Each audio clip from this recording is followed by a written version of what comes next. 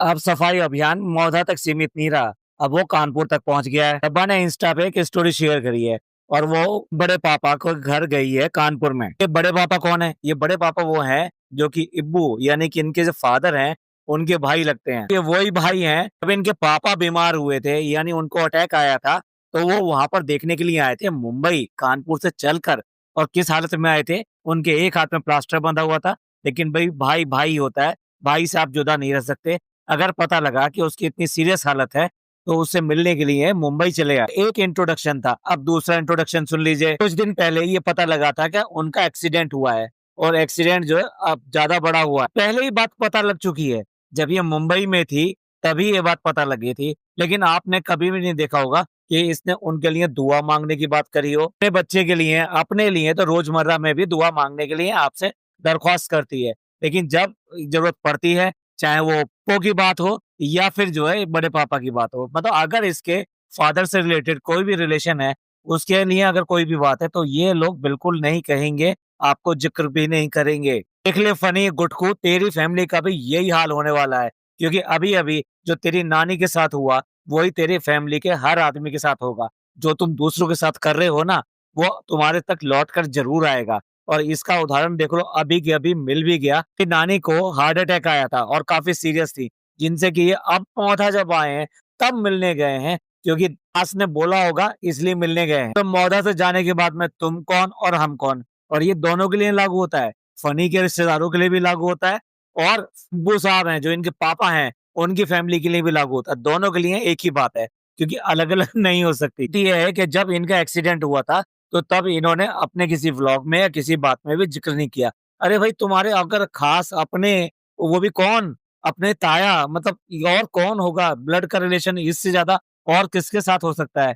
उसके बारे में अगर आप दो बातें नहीं कह सकते, उसके बारे में कोई दुआ की बात नहीं कर सकते, और सिर्फ अपने अपने और अपने बारे में ही दुआ की बात करो, तो फिर ये आपको क्या कहा जाएगा? ये अब मौसम चल रहा है बारिशों का और पाप धोने का, ना बख्शवाने का, इनमें पूरी तरीके से लगी हुई है। तो जिस जिस चीज के लिए इसको कॉल आउट हुआ है, जिसको बैशिंग मिली है, वो सारी चीजें अब ये करके जाना चाहती है। तो लग ही लिया है कि धीरे धीरे करके 900 चूहे हो ही गए हैं इसके। गई है बड़े पापा के पास में उनसे मिलने के लिए। लौट के इसके व्लॉग पे ही वापस आ जाते हैं। इसके व्लॉग के स्टार्टिंग में पहले इसकी फुप्पो आती है, यानी कि बुआ आती हैं, और बुआ बाहर खड़ी कर रखी है, कैमरा हाथ में, आ जाओ। ऐसा ही अदब होता है ब्लॉगर्स के साथ में। नहीं नहीं नहीं, पहले तुम बाहर जाओ, जब मैं कहूंगी तब तुम अंदर आना। तो आ गई बुआ मुस्कुराती हुई और प्यार करती हुई, गले लगाती हुई, साथ साथ वो अपनी फैमिली को भी लेकर आई है, यानी उनकी बहू भी आई है। फुप्पो ने यानी बुआ ने उसको पुच्ची करी हो या ना करी हो, लेकिन जो बहू आई है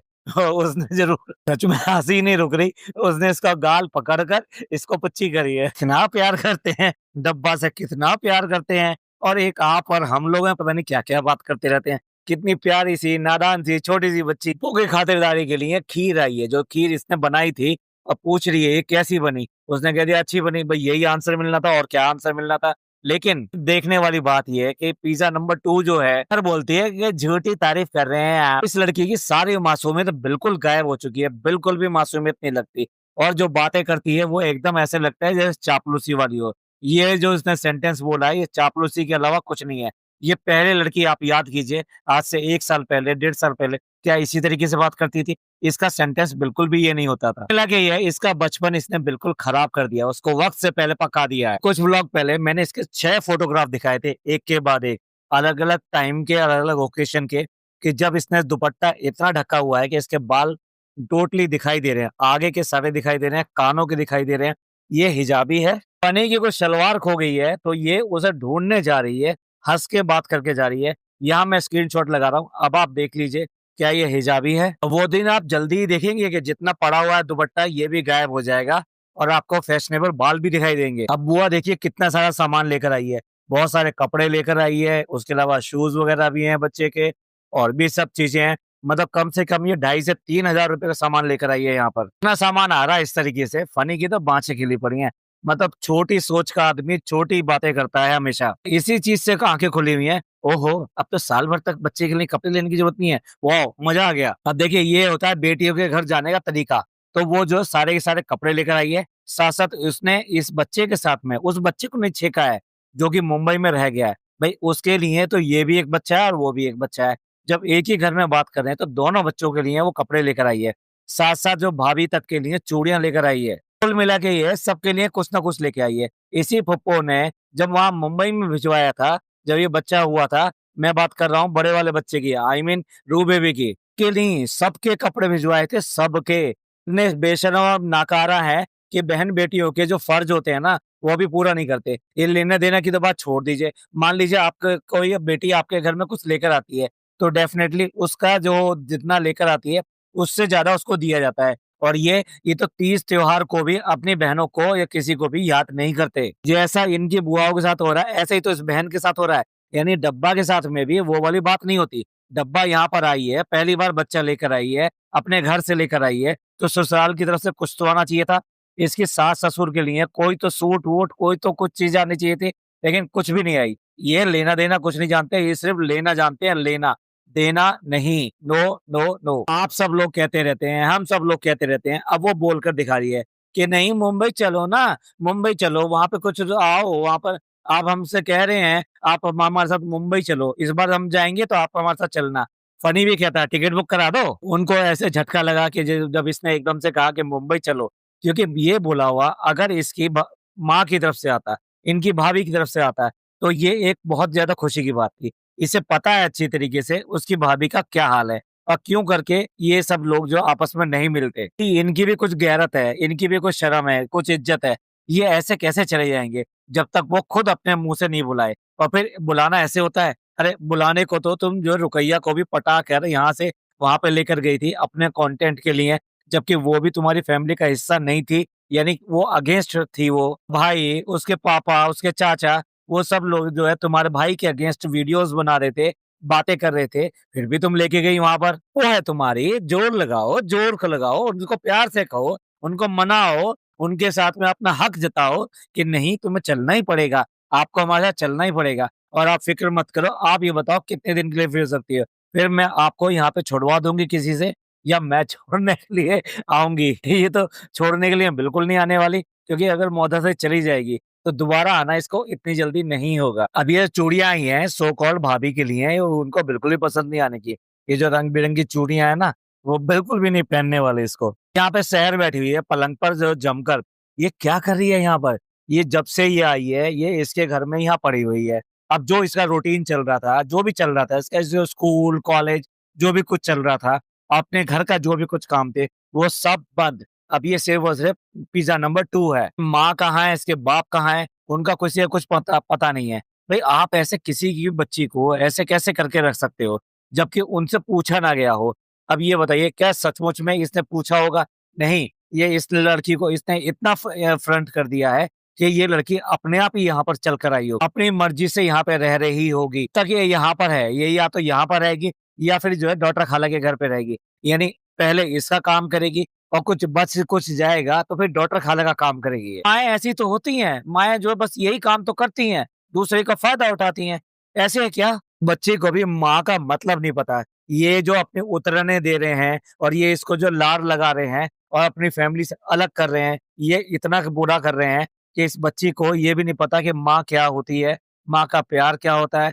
जिस माँ ने इसको इतने साल तक रखा और इसको बड़ा किया, जब ये छोटी होगी तो नहलाया-धुलाया होगा उसी ने इसके कपड़े बनाए होंगे, वो ही इसके कपड़े पहनाती होगी, वो इसके सर में बालों में तेल लगाती होगी, वो इसके बालों को काटती होगी, छुट्टियाँ करती होगी, इसको स्कूल भेजती होगी, इसके स्कूल जाती होगी, कैसे करके ये एक माँ को भूल गई और इनकी बातों में आ गई। भाई देख लो हँसी-मज़ाक हो रहा है क्योंकि वो लड़की जो आई है, उससे हँसी-मज़ाक हो रहा है कि ये तो पागल है और वो कह रही है कि अगर तुम इस मेरी बहन को पागल कहोगे, यानी डब्बा को पागल कहोगे तो यहाँ यहाँ लगता है, दिल पे लगता है भाई इसके पे छुरियाँ चलती हैं यहाँ पर। ये व्लॉग बन रहा था कुछ ज़्यादा नहीं बोल दिया इसने। भाई जब बुआ ने तारीफ़ कर दी तो वो पीछे रहा नहीं गया अपनी तारीफ़ सुन के और खुशी के मारे इतनी ज़ोर से चिल्ला पड़ी हैं। अब डॉक्टर खाला को नया जो रूम जो बनाया है इसने, वो दिखाया जा रहा है। हाँ, अभी बहुत अच्छा लग रहा है, तो तुम्हारे वाले से भी बहुत अच्छा है। हाँ, ये बहुत अच्छा है, यहीं पे रह लेना तू। अच्छा क्यों छोड़ के जा रही है? यहीं पे रह ले, यहाँ पे तेरी सारी पसंद की चीज़ें हैं। हर चीज़ तेरे को जो पसंद आती है वो यहाँ पे मिल जाती है मौदा में। अच्छा आजकल ये घुमा-फिरा के अपने वज़न के बारे में बात ज़रूर करती है। कह रही है कि जो वजन वाले हैं और जैसे मैं हूँ, मुझे ऊपर नीचे जाने में तकलीफ होती होगी। ये वाले व्लॉग में भी ये अपने आप को मोटी कह रही थी, को जो है कटवा दिया गया, यानी व्लॉग को अपलोड करने से पहले कटवा दिया गया। कटवा दिया इसलिए कह रहा हूँ कि इसने तो व्लॉग बनाया था, लेकिन आरती के पास जब भेजा तो आरती ने वो कट करने के लिए कहा, तो इसने कट कर दिया। जब तेरे को एहसास हो रहा है कि इतनी ज्यादा मोटी होती जा रही है, तो उसका इलाज करना। जाके फंसेगी। नानी के घर गई थी, कुछ जिस कुर्सी में बैठी उस कुर्सी में धंस गई थी, और जब उठने की कोशिश करी तो कुर्सी भी उठ गई थी। अब समझ लो भाई क्या हो गया है। हम कुछ कहेंगे तो ये कहा जाएगा कि बॉडी शेमिंग कर रहे हैं। अच्छा, ये तो पक्का है कि ये मौधा में कुछ भी करने वाली नहीं है।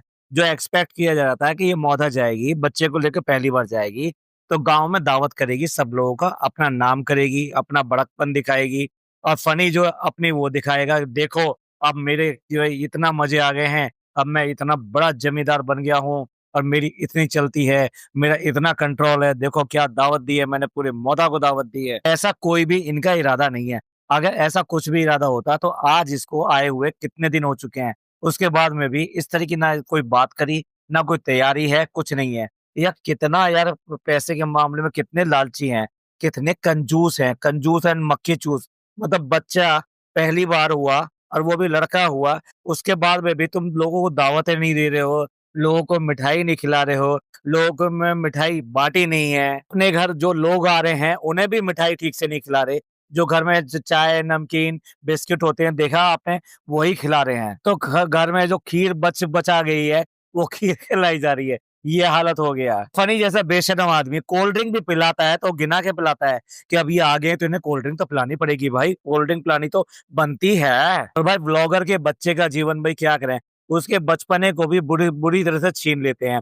क्या-क्या नहीं करते। इसका भी अपने बच्चे का इसने हवाई जहाज बना रखा है। अब बताइए, ईद उल मिलाद नबी है, तो उसके चेहरे के ऊपर ये सब चीज़ें लगाने की क्या ज़रूरत है? देखो पूरी तरह से प्रॉप की तरह यूज़ कर रही है। उसको कुर्ता-पजामा ज़रूरी पहनाना है, उसके बाद में वो माथे पर एक पट्टा भी बाँधना है, ग्रीन कलर का। साथ-साथ उससे दोनों गालों पे वो स्टिकर भी लगाने हैं। ज़्यादा परेशान करने की बजाय एक काम करती, कि उसे जो कुर्ता पहनाया है ना, वो ग्रीन कलर का ही पहना देती। उसपे जो छापना था वो छाप देती। तो भाई-भाभी उस बच्चे का वजह बनाए रहते हैं। वहाँ ये जो है उसको छोड़ने वाले नहीं है। इतनी छोटी उम्र के बच्चे के साथ में भी ये सब हरकतें कर रहे हैं। स्टिकर दोनों ने अपने-अपने मुँह पे क्यों नहीं लगाया? दोनों अपने-अपने मुँह पे भी लगा लेते, दोनों गालों पे लगा लेते, क्या हुआ? जब आईपीएल देखने जाते हैं तो बड़ा फैशन के लिए लगा लेते हैं, तो तुम भी लगा लो। तुम्हारे लिए तो ये भी एक आईपीएल वाली बात हो रही है ना, कि घूमने जा रहे हैं, लाइट देखने जा रहे हैं। अरे घर पे बैठ के इबादत करो। क्योंकि डब्बा ने नया सूट पहना है तो उसकी तारीफ करनी तो बनती है, तो उसकी तारीफ कर रहा है। लेकिन साथ-साथ लोगों का बहाना ये है कि अम्मी ने नहीं पहना है, उसकी माँ ने नहीं पहना, अम्मा ने नहीं पहना है। क्यों नहीं पहना है? क्योंकि उसकी मम्मी यानी इसकी नानी की तबीयत खराब है, इसलिए उसका मन खुश नहीं है, इसलिए उसने नया सूट नहीं पहना है। सास की तबीयत मतलब खुश नहीं है, आई मीन उसका मन खुश नहीं है, अपनी नानी की वजह से, उसकी माँ की वजह से, तो इसका मन कैसे खुश हो गया? इसने कैसे करके ये सब सूट पहन लिया? मतलब दुःख में ये अपने सास के साथ में नहीं है क्या? फनी के बच्चे को शर्म आती है इस बात के लिए कि अगर मेरी माँ नहीं पहन रही है तो तुम मत पहनो, ये बुरा लगेगा, ये अच्छा नहीं लगेगा, लोग बाग भी बातें बनाएँगे इसके ऊपर। इतने सजे बने हैं तो भैया वैलिडेशन तो चाहिए। और किससे वैलिडेशन चाहिए? अपने घरवालों से चाहिए। तो इसलिए पहले पापा से फ़ोन किया गया, फिर उसके बाद में भाई-भाभी से फ़ोन किया गया। आजकल जो है हम साथ-साथ है का नाटक चल रहा है, तो इसलिए पूछा भी गया, आपकी ब्लड रिपोर्ट सही आई? आपने व्लॉग नहीं देखा था अपने भैया-भाभी का? इससे तो बड़ी नज़र रख रही है कि मेरे पीछे क्या-क्या हो रहा है। पिज़्ज़ा से भी फ़ोन पे सारी की सारी खबरें ले रही है कि मम्मी के साथ में ये लोग क्या-क्या कर रहे हैं, कहाँ जा रहे हैं। आखिरकार कहीं ऐसा ना हो कि अम्मी जो है पार्टी बदल ले। इसे पता नहीं है कि उनकी रिपोर्ट क्या आई है। रिपोर्ट के लिए अब पूछ रही है। रिपोर्ट तो कई दिन पहले आ चुकी है, और जब रिपोर्ट आई थी, जब इसे पता था कि रिपोर्ट आने वाली है, तो तब क्यों फ़ोन करके नहीं पूछा? व्लॉग में दिखाने के लिए इनका साथ है का ड्रामा देखिए चल रहा है। अब मौधा की ना रौनक देखने गई है। बार-बार ये भी रौनक, रौनक, रौनक बोलती है। कभी-कभी लाइटिंग भी बोल देती है। इसके बाद में ये रौनक देखने गए, ठीक है ना? रौनक देखने गए हैं या और वहाँ पर वाक़ई में बहुत ही अच्छी डेकोरेशन की गई है। मतलब अगर देखा जाए उस जगह के हिसाब से तो डेकोरेशन अच्छी है। तो पता नहीं कितने सारे लोग मिले, सबसे नोट ले के रख रहा है क्योंकि बच्चा वहाँ पे दिख रहा है। नहीं दिखाया कि वहाँ लाइटिंग देखने गए तो वहाँ क्या था? ये किस टाइप का पंडाल था? उस पंडाल के अंदर क्या था? क्या क्या था? ये मार्केट था? ये क्या चीज़? जगह को, अपने त्योहार को, इन सब चीज़ों को दिखा रहे हो, तो पूरा एक्सप्लेन भी तो करो ना हम कहाँ गए हैं? क्या है? और किस तरह की डेकोरेशन की जाती है, कौन कर रहा है डेकोरेशन, किसके लिए है डेकोरेशन और यहाँ पर क्या चीज़ है। मगर नेक्स्ट डे बताने के लिए आ गई कि अगर इसने व्लॉग नहीं बनाया, तो उसका रीज़न भी जो है ना क्या है, वो बच्चा ही है। मतलब बच्चा जो बिल्कुल भी परेशान नहीं करता और सब इतने सारे लोग लेने के लिए हैं, उसके बाद में भी इसे बच्चा टेंशन है। अरे बच्चा जो है खुदा की देन है, जिसको तुमने बड़ी दुआओं से माँगा है और तुम्हें एक प्रॉप चाहिए था, तो वो प्रॉप भी है। तो दोनों तरह से देखा जाए तो तुम ऐसा कैसे कह सकती हो उसके बारे में? बच्चे के लिए ये सब कुछ करना, एक माँ के लिए एक इतनी खुशी की बात होती है। भी कोई माँ इस बात का उल्हाने नहीं देती या इस बात का नहीं दिखाती, ओह! हमें ये करना पड़ रहा है, हमें वो करना पड़ रहा है। वो अपने आप करती है ये सारी चीज़ें। एक और बहाना सुन लो कि वो फनी जो है शादी में गया हुआ है और ये जाना चाहती थी, क्योंकि इसको शौक है नाल गोश्त खाने का, नान खाने का, लेकिन नहीं गई है। क्यों नहीं गई है? बच्चे की वजह से नहीं गई है। बच्चे के लिए क्यों नहीं गई है? क्योंकि वहाँ फीडिंग और इस सब के लिए प्रॉब्लम होगी। जब इसने इतना बड़ा फंक्शन किया था, जहाँ कम से कम ये फंक्शन के अंदर 6 आवर्स रही होगी। 6 घंटे तो वो फंक्शन चला ही होगा वहाँ पर। होटल की बात बिल्कुल भी नहीं कर रहा हूँ, पर 6 घंटे तो बच्चा भी और ये भी दोनों के दोनों वहीं पे रहे होंगे, तो वो 6 घंटे कैसे रहे होंगे? बच्चे को इसने चूसनी मुँह में दे दी है, तो डेफ़िनेटली उसको दूध भी देती होगी। नहीं तो इसकी नींदें कैसे पूरी होंगी? सिर्फ़ इसका बहाना रहता है बच्चे के नाम का कि हम जो जग पाए, हम जो सो नहीं पा रहे हैं, हम जो प्रॉब्लम में हैं, बच्चा परेशान कर देता है, इसलिए जो हम जो टाइम नहीं निकाल पा रहे, किसी भी चीज़ के लिए इसको टाइम की कमी हो, तो वो बच्चे की वजह से है। अब ये जो गाँव में शादियाँ वगैरह होती हैं, तो क्या बच्चे वालियाँ वहाँ जाती नहीं हैं? अरे भाई, वो अपना वो निकाल लेती हैं, वो मतलब वो कोई ना कोई ऐसी जगह ढूँढ लेती हैं, घर का कोना ऐसा कोई ढूँढ लेती हैं, जहाँ जाके बच्चे को आराम से फीडिंग करा सकें। ऐसे तो है नहीं कि पंडाल में शादी हो रही है, भई घर में जाना था किसी के, तो वहाँ पे कोई ना कोई जगह ऐसे निकल सकती थी। देखिए, माएँ सारे काम करती हैं, मार्केट भी जाती हैं, यहाँ तक कि ट्रेन में सफ़र भी करती हैं, बसों में सफ़र भी करती हैं, छोटे से बच्चे को लेके सफ़र करती हैं और फीडिंग का भी ध्यान रखती हैं। जब जहाँ जैसी ज़रूरत होती है, उसके हिसाब से बच्चे को भूखा नहीं रखती हैं, बच्चे की फीडिंग ज़रूर कराती हैं। ये स्टोरी शेयर करके ये अपना अफ़सोस जता रही है कि लोग जो है किस तरीके से एक महिला बैठी हुई है बस में और उसको एक आदमी किस गलत तरीके से घूर रहा है। तो उसके ऊपर ये अपना कमेंट कर रही है कि भी देखो, मजबूरी होती है, बस में घूमना पड़ता है, लोग ऐसे होते हैं, इस तरह से करते हैं। हमें एक महिला वाला कार्ड जो है इसके अपने हाथ में रहता है और इसीलिए ये फीडिंग का नाम लेके अब ये सारे काम मतलब ये नहीं कर सकती, जो नहीं कर सकती वो बच्चे के नाम का है। और लाइट चली गई है, कह रही है कि यहाँ पे बोलते हैं कि अगर इन्वर्टर ज़्यादा चलाओगे तो इन्वर्टर बोल जाएगा। और वैसे ही इसका मतलब जो है इन्वर्टर खत्म हो जाएगा, ये बैटरी खत्म हो जाएगी। मौधा में ही नहीं बोलते, सब जगह बोलते हैं इन्वर्टर चला जाएगा, इन्वर्टर बोल जाएगा, यही कॉमन लैंग्वेज होती है। कोई ये नहीं कहता इन्वर्टर की बैटरी डिस्चार्ज हो जाएगी। भाई इसके बाद में कौन आया आप नाम समझ लीजिए। इसके बाद में आई रुकैया।